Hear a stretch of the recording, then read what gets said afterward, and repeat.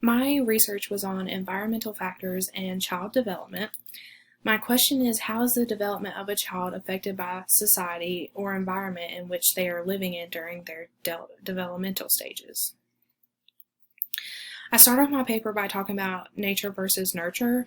Society argues that children develop within nature or nurture, and some argue that there's a bigger impact on child development by nature or a bigger impact on their development by nurture. So nature is the hereditary and biological influence, and nurture is environmental surroundings in which they were raised. Some environmental factors that I found were first social, which is a child's relationship with others at school or in their community. School is definitely a big important factor when talking about development of children. Emotional, how well the family meets the needs of their child at home.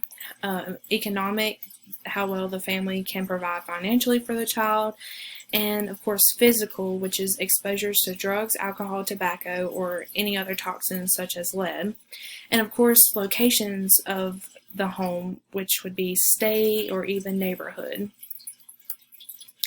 In the United States, we see a study about child maltreatment as an environmental problem.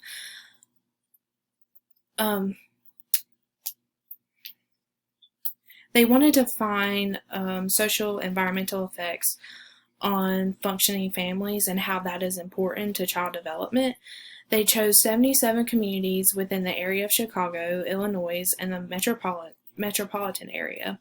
Now, they picked these areas because they have seen an increase in child maltreatment, and this could be due to socioeconomic and demographic well-being for these neighborhoods.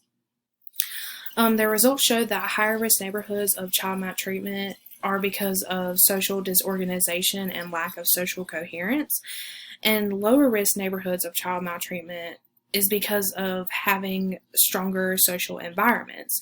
So this study pretty much shows how important a strong social environment can be for a child's development. In Canada, large socioeconomic problems that begin in early life within children's physical, social, emotional, language, and cognitive development is because of their early environments. They've seen a decrease in early childhood development because of economic pressure on families that are mostly in the lower class. Their methods in the study was early development instrument, which is a questionnaire that are used that kindergarten teachers use when assessing their students. The results showed that children are 70% vulnerable, which means that this shows that children are more behind than they want them to be in physical, social, emotional, and cognitive development. So his suggestions are that if activities, initiatives were put into place to change this increasing economic and time pressures on families, then there would be better environments for child development within Canada. In Italy, researchers wanted to show the complex interactions between home environment, socioeconomic status, maternal IQ, and early child neurocognitive development. They tested each child at 18 months, and they collected maternal IQ by using a test, evaluation of home environment, and socioeconomic characteristics, which include things such as the type of employment, their education level, and the home that they own. They picked these four things, like out of these four things, their results showed that home environment had a greater influence on a child's neurocognitive development.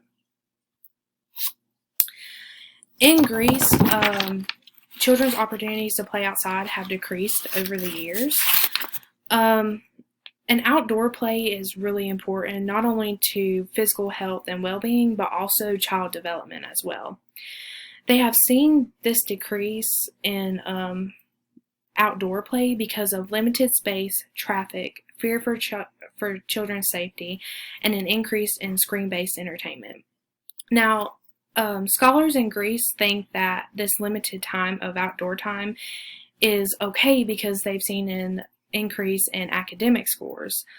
But in this study, they've examined teachers' views and their practice to get an understanding of how outdoor play is important to development. And within these interviews of these teachers, most of them have said that this limited time of outdoor play has been related to conflicts and negative behaviors from their children in their class. So this means that it shows that outdoor play is so important to the development because children are behaving in a manner that they should.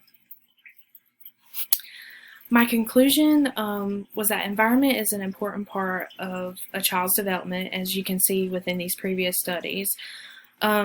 Environment impacts development within social, physical, economic, and emotional factors.